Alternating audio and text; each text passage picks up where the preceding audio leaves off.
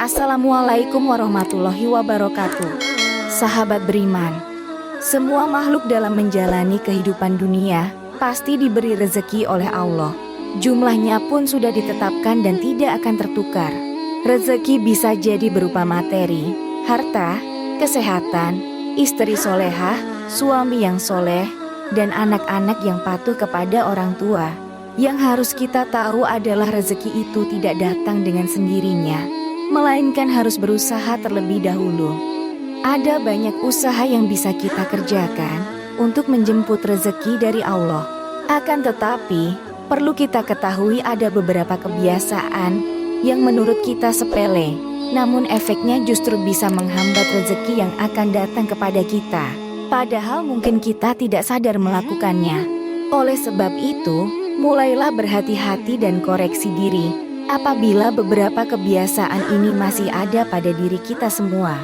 Lalu apa saja kebiasaan sehari-hari yang bisa menjauhkan kita dari rezeki? Berikut adalah 7 kebiasaan yang bisa menolak datangnya rezeki. Yang pertama adalah makan makanan haram. Makanan haram saat ini tidak hanya sebatas daging babi, bangkai, darah, dan binatang yang disembelih dengan tidak menyebut nama Allah. Akan tetapi makanan yang bersumber dari rezeki yang tidak halal, dari hasil seperti korupsi, mencuri, nepotisme dan lain sebagainya. Ternyata mengkonsumsi makanan yang didapat atau dihasilkan dengan cara haram bisa menjadi salah satu kebiasaan yang tanpa disadari dapat menolak rezeki dari Allah. Tubuh yang tumbuh dengan makanan yang haram, maka tidak akan malu untuk melakukan perbuatan yang diharamkan ketika mencari rezeki. Padahal Allah sudah sangat jelas melarang hambanya untuk memakan makanan yang didapat dengan cara yang haram. Kemudian yang kedua yaitu berlebihan dalam mengejar duniawi. Dunia memang senantiasa menawarkan kenikmatan bagi penghuninya. Kenikmatan tersebut terkadang bisa membawa kita mudah diperdaya dan lupa bersyukur, serta lupa beribadah kepada Allah.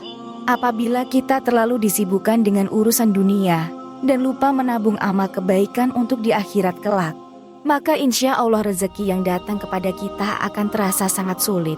Dan kebiasaan yang demikian ini menjadi salah satu hal yang tanpa disadari bisa menolak rezeki. Bagaimana Allah akan memberikan rezekinya, sementara kita tidak pernah mengingatnya dan mendekat untuk mengerjakan segala perintahnya. Oleh sebab itu, seimbangkan urusan dunia dan akhirat kita terlebih dahulu. Insya Allah dengan seperti itu dunia dan akhirat akan kita dapatkan.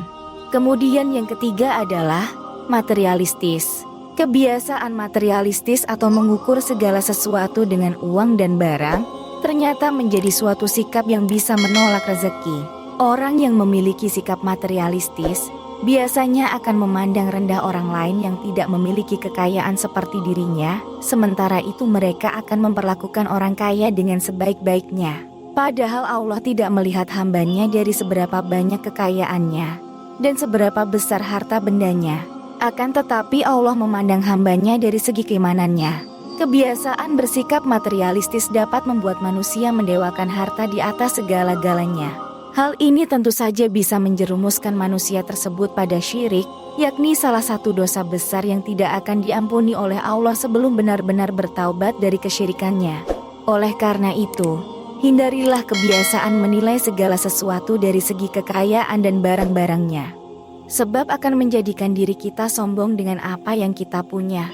Sedangkan kita tahu Allah sangat membenci hamba-hambanya yang menyombongkan diri. Kemudian yang keempat yaitu riya dan pamer kekayaan. Tidak dapat dipungkiri bahwa banyak orang yang suka memamerkan harta kekayaan dan amal kebaikan yang dilakukannya. Hal ini semata-mata untuk mendapatkan pujian dari sesama manusia, padahal seharusnya semua perbuatan tersebut harus diniatkan untuk ditujukan kepada Allah. Kebiasaan riya dan suka pamer harta kekayaan, ini bisa menjadi salah satu yang tanpa disadari bisa menolak rezeki seseorang.